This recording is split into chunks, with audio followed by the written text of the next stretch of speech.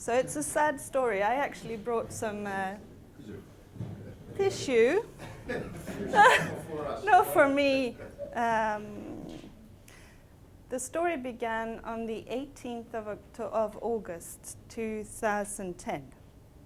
It was lunchtime.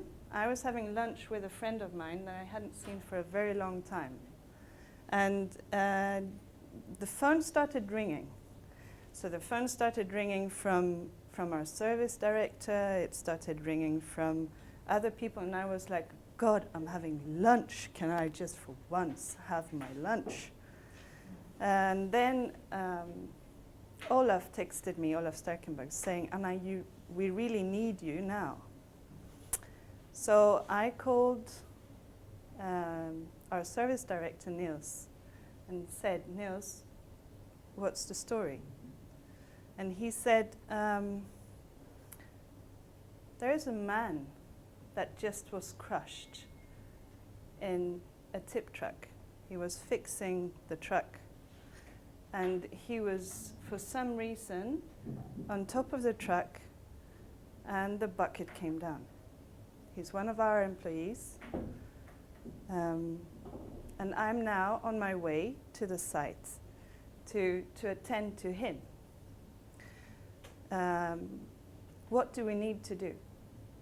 So immediately then, we started getting the emergency team together. We started, of course, investigating what was this accident, what had happened, what can we do. But also to call colleagues, get emergency meetings in place. And all of this went on and made us work in the day and also the next day. We gathered the team of colleagues to talk to them about the accident and also to discuss safety issues. And then one of the colleagues of my dear colleague, or former colleague, Tord, the man who died, said that Tord was the man for safety.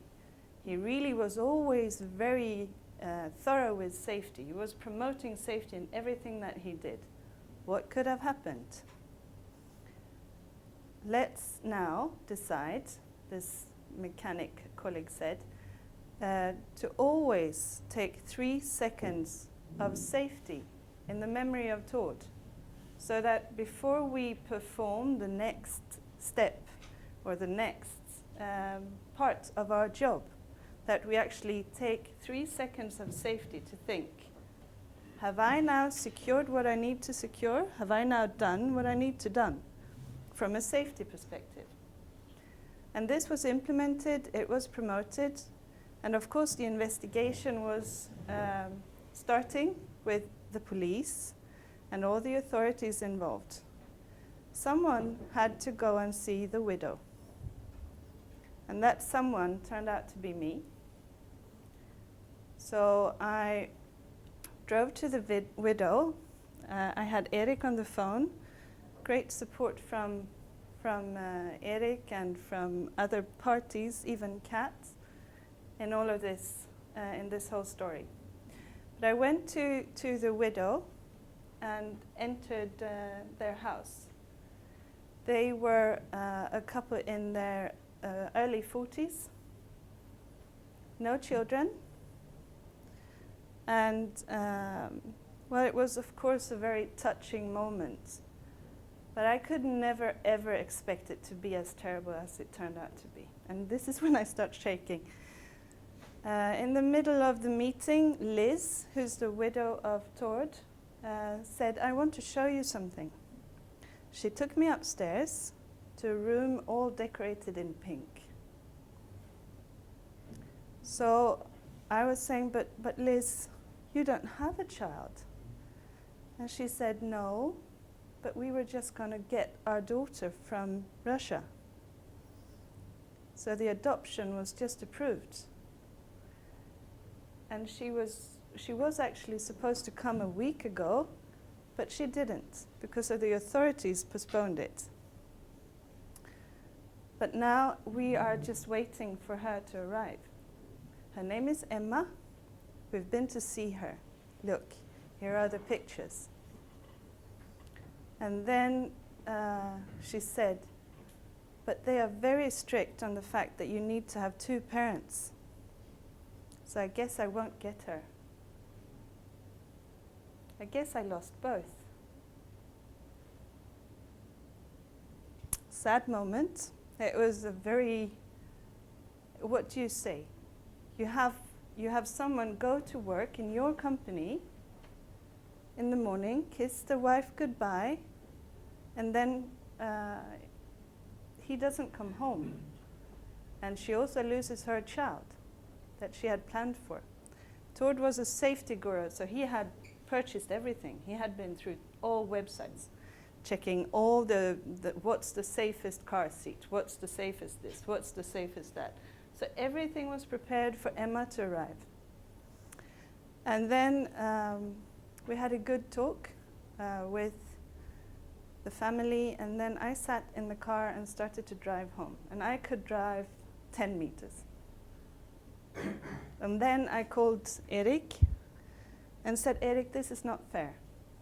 I just cannot allow this to happen, that our colleague Tord goes to work and she loses both. I'm not going to let it happen. It's not going to happen. And your reaction was the same, Erik. We need to investigate. Is there something we can do? And Anna, will you stay on top of this? And I said, yes, I will. So the work that followed was double. First of all, it was the work with everything that happened after the accident. It was an accident. It was just, he just happened to park the truck in a very slight slope, very, very, very, very slight slope. He just happened to, instead of secure the bucket, he just happened to put it in free flow, which he never does. And then he was just going to check this little thing, so he jumps up. And as it was parked in a slope, the bucket just fell down. It was very quick, but doesn't help. He's not back. So the investigation was one part of it. Managing the mechanics was another part of it, and the frightened feelings, the sense of this can happen to me, was one part of it. But the biggest part for me was to work with the Russian authorities, with the adoption agency, and to actually then see to it that Emma came to Sweden. So here is Emma. You're standing in front of him. Sorry. She is here. Yeah, here she's very young. I think she's 3. I still have contact with her and her mother. And she adores my daughter, and my daughter adores her. Pon has supported the family money-wise to compensate for the income of Tord during the critical period, but now they are actually managing quite well on their own. So this is something that we decided not to communicate because we didn't want to be the good guys. We didn't want it to look like something we did to pick bonus points. But now so much time has passed.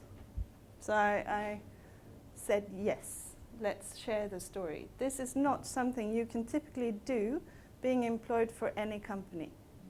This is not something that any company would let you do.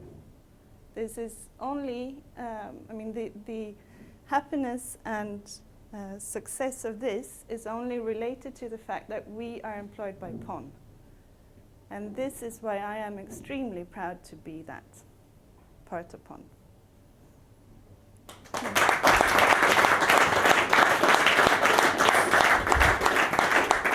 I didn't need it. Well done. Thanks.